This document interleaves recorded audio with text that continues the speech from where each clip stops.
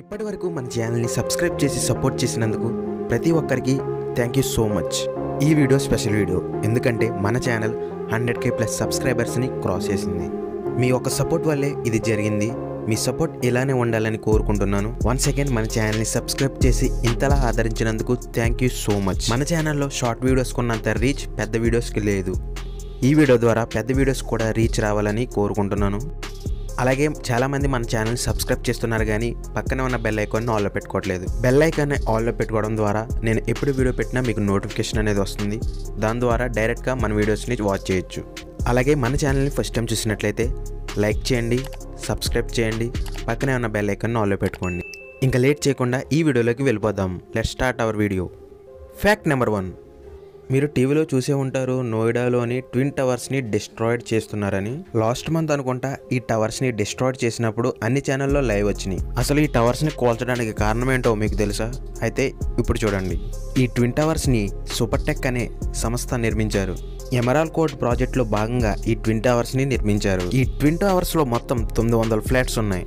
సూపర్టెక్ సంస్థ నిబంధనలను ఉల్లంఘించి కట్టినందుకు 2014లో కోర్టు నిర్ధారించింది. ఫ్లాట్స్ కొన్నవారికి సూపర్టెక్ సంస్థ 12% ఇంట్రెస్ట్తో తిరిగి వెనక్కి ఇవ్వాలని కోర్టు ఆదేశించింది. 2014లో హైకోర్టు కూల్చడానికి సంబంధించిన ఆర్డర్ పాస్ చేసినప్పుడు ఈ టవర్స్ సుమారు 100 కోట్ల కంటే తక్కువగా ఉందని అంచనా వేశారు. కానీ ప్రెజెంట్ డేస్ లో రేట్స్ పెరగడంతో ఈ టవర్స్ విలువ 300 కోట్ల పైగా ఉంటుందని అంచనా వేశారు. అంటే 2014లో 70 కోట్లతో ఈ బిల్డింగ్స్ ని పూర్తి చేశారు. ఎత్తిపెట్టి కట్టిన ఈ బిల్డింగ్స్ ని కూల్చడానికి 20 కోట్లు అవుతుంది. మొత్తం అంచనాల ప్రకారం 300 కోట్లు పైగానే.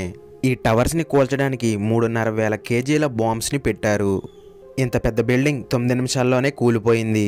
ఆ టవర్స్ ని కూల్చిన తర్వాత ఆ ప్రాంతమంతా ఇలా డస్ట్తో నిండిపోయింది. అంటే మొత్తం 300 కోట్లు పైగా ఇలా దుమ్ములో కలిసిపోయింది.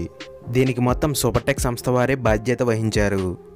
మరి ఈ బిల్డింగ్స్ డిస్ట్రాయిడ్ అయినందుకు మీరు ఏమనుకుంటున్నారో కింద కామెంట్ చేయండి. నాకైతే సూపర్టెక్ సంస్థ కొంచెం చూసుకోవాలి కదా అని అనిపించింది. Fact number 2.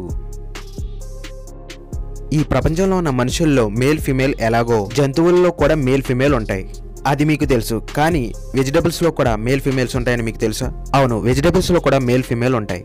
వెజిటబుల్స్లో ఒక వెజిటబుల్ అయిన క్యాప్సికమ్ మేలా ఫిమేలా అని ఎలా కనిపెట్టాలంటే, ఇక్కడ కనిపిస్తున్న క్యాప్సికమ్కి పై దానికి 4 బంప్స్ ఉన్నాయి, కింద దానికి 3 బంప్స్ ఉన్నాయి. అంటే 4 బంప్స్ ఉన్న క్యాప్సికమ్ ఫిమేల్ క్యాప్సికమ్, 3 బంప్స్ ఉన్న క్యాప్సికమ్ మేల్ క్యాప్సికమ్.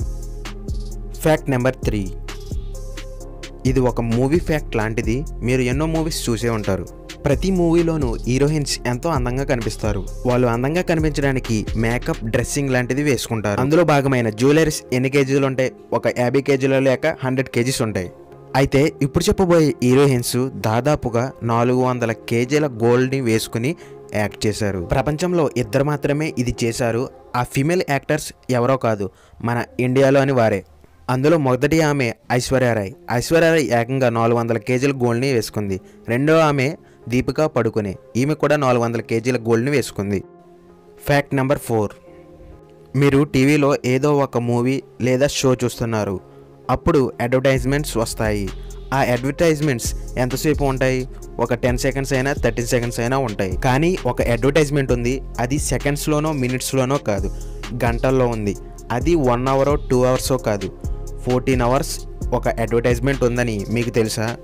ఇంతసేపు ఉన్న ఈ అడ్వర్టైజ్మెంట్ దేని గురించి అంటే ఒక పెర్ఫ్యూమ్ గురించి. 2018 బ్రెజిల్లో ఇది ప్లే అయింది. దీనికి లాంగెస్ట్ అడ్వర్టైజ్మెంట్గా గిన్నిస్ బుక్ వరల్డ్ రికార్డులో కూడా ఎక్కింది. ఈ యాడ్ని ఊహు అనే టీవీ ఛానల్లో టెలికాస్ట్ చేశారు. ఒకవేళ అనుకోండి బిగ్ బాస్లో గనక ఈ యాడ్ మధ్యలో వస్తే.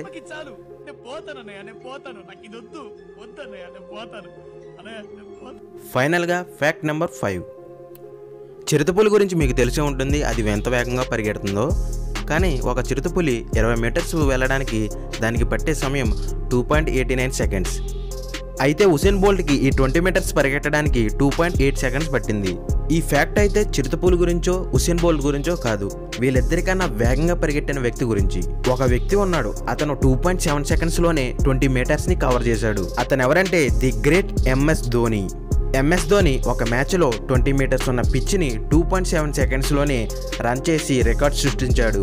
అయితే ఆ 2.7 సెకండ్స్ స్పీడ్గా పరిగెట్టిన MS ధోని ఆ వీడియో క్లిప్ మీకోసం.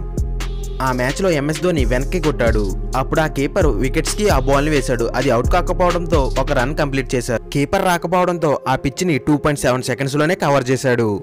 నిజంగా దట్ వాజ్ అమేజింగ్. మీలో ఎంతమందికి MS ధోని అంటే ఇష్టమో కింద కామెంట్ చేయండి. ఇక ఫైనల్గా ఈ వీడియో ఇంతే ఫ్రెండ్స్. ఈ వీడియో మీకు నచ్చినట్లయితే లైక్ చేయండి. అలాగే మీకు ఈ ఫ్యాక్ట్స్లో ఏ ఫ్యాక్ట్ నచ్చిందో కింద కమెంట్ చేయండి. మీరు ఏ ఫ్యాక్ట్ గురించి అయినా తెలుసుకోవాలనుకుంటున్నారా? అయితే ఆ ఫ్యాక్ట్ గురించి కింద కమెంట్ చేయండి. నేను నెక్స్ట్ వీడియోలో ఆ ఫ్యాక్ట్ని ఖచ్చితంగా చేస్తాను. సబ్స్క్రైబ్ చేసుకుని పక్కన ఉన్న బెల్ ఐకాన్ ఆన్లో పెట్టుకోండి. నెక్స్ట్ వీడియోలో మళ్ళీ కలుద్దాం. Until then bye.